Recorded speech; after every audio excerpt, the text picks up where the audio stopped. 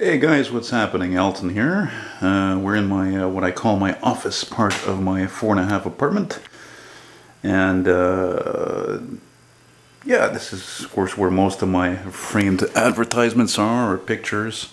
And oops, I zoomed in out a little too quick. Yeah, that's a rare, I think very rare 57 Brockway truck ad.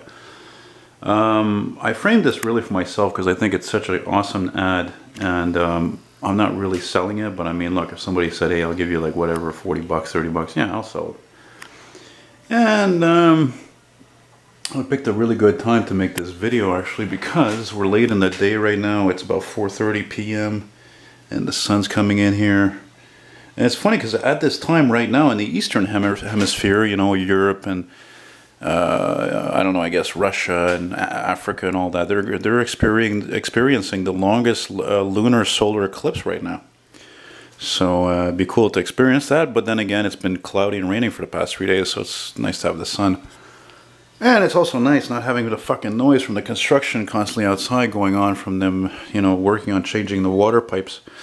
Anyway, so here we are. So now I'm happy to say that I've already begun my latest project. I finished the MR63 Montreal Metro painting, and I figure I'm going to take a break from painting for a while and go back to making a couple of models. So here it is. Here's the kit I bought last year. Oh, Gloria! Gloria heard me talking. And I bought this on eBay. It was quite a lot actually, considering it's a snap kit, but I don't remember ever seeing it, so I snapped it up for like, I think 40 something with the shipping. So of course standard 124, 125. Oh, that's interesting. Where's the scale? Oh, they didn't put the scale together very, they didn't put the scale like at all. Anyway, there it is. Very well scaled in proportion. Oddly enough, they don't write the scale. That's weird.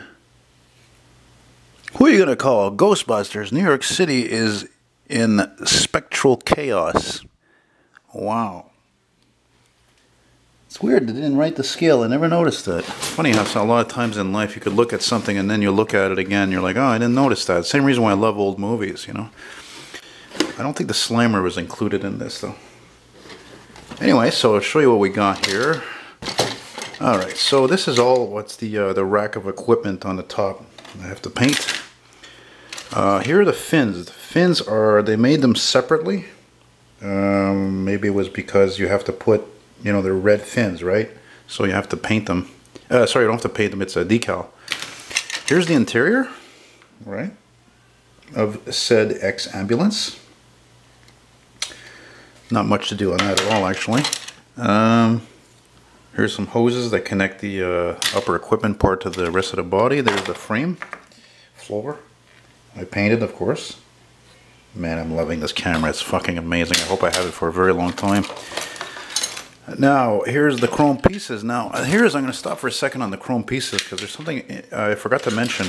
Those of you who are big fans of Ghostbusters like me, because chances are if you're watching this, you're a big fan of Ghostbusters. I love coffee. Anyway, I'm not going to do a run-of-the-mill ECTO-1. No, actually, I'm going to make it like in the beginning. Remember the beginning of part 2 where ECTO-1 is driving and backfiring and like smoking like crazy and she's all dirty and everything from being driven like looks like daily in the winter? I'm going to make it look like that. I'm going to make it look all dirty and the chrome's going to be dulled out and it's all cruddy, and just like I did with my Diamond Rio truck here last year. This one right here, see? Yeah. That's right. So it's going to look kind of like that. And I forgot to mention I painted the body right here. There's the body. Not a perfect paint, but it doesn't have to be because it's going to be really dirty anyway, so there you go. Pretty straightforward. Okay, here's the decals, right? The fins, the Ghostbusters symbol. By the way, this kit came out in, I think it was 97. So it's already old as hell. There's your glass. Here's the rear glass, right, which is like tinted. Dash. Dash is painted. I want to start with this one first, doing the details on that, on the instruments and even the CB. Now, here's one of the things that's cool about, now in the movie, the wheels, right, the car is stock, but it's missing its hubcaps. I think all of them, but I can't take, now here's the thing, you see how the hubcaps are actually part of the whole wheel assembly. So what I did is I had to cut the hubcap off so I can keep this backing part. To put it to the pins, I had to cut it with this, and so that you can connect them to the axle still, on the axle, on the differential and all that. So that looks pretty good. Here's part of the rack for the equipment again, ready to paint. There's the siren, right, like a Federal type, I guess. So anyway, so I'm gonna do 2 of those that I have. Oh, where did I put those rims? Shit. I'm gonna stop a second here. Okay, this is a stock rim that didn't come with this kit, right? This actually is from a 58 Impala by AMT, because you could make, like a lot of kits, you could make 2 versions. You could make a factory stock original, or you could make a hot rod. So this one was for the hot rod version, and then I was able to actually fit perfectly with the wheels on this kit. Hang on a second. Let me show you here.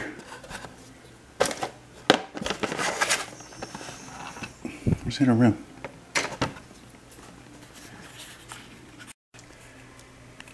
Okay, so yeah, you can see that it fits almost well, but the thing is that it's hard to cut that hubcap, because like I said, it's part of this rim. Let me see if I can take one off here. Hang on.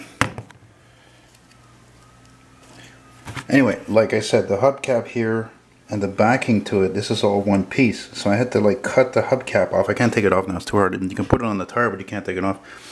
So I'm gonna have to figure out a way to cut this down, this part here, down a little more, so that the rims are actually flush. And you know what sucks is that this rim, I had left it in the painting box and I forgot it was there, so I put the painting box in there, my little booth, call it. So now the other hubcap, I don't know where the fuck it is. I hope it didn't fall in there, because there's stacks of magazines in there. It could take me like forever to find it. And that's the one of the most annoying things about making scale models. If you, like, let's say cut a piece off a tree and it flies off somewhere, you're like, oh fuck, it could take you many, many minutes to find it.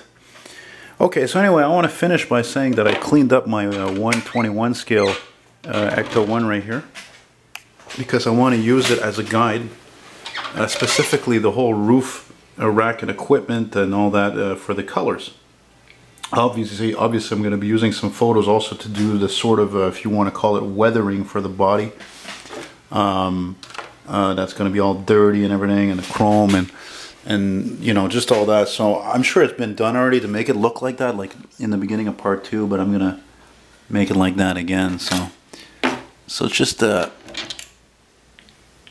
to be a fun project. It's going to be cool too, because there's no motor to do, and so it'll be save on time. So that's it, guys. So I'll let you're going to get to see what it looks like, I guess, probably in a couple of weeks, I guess. Stay tuned. Bye bye.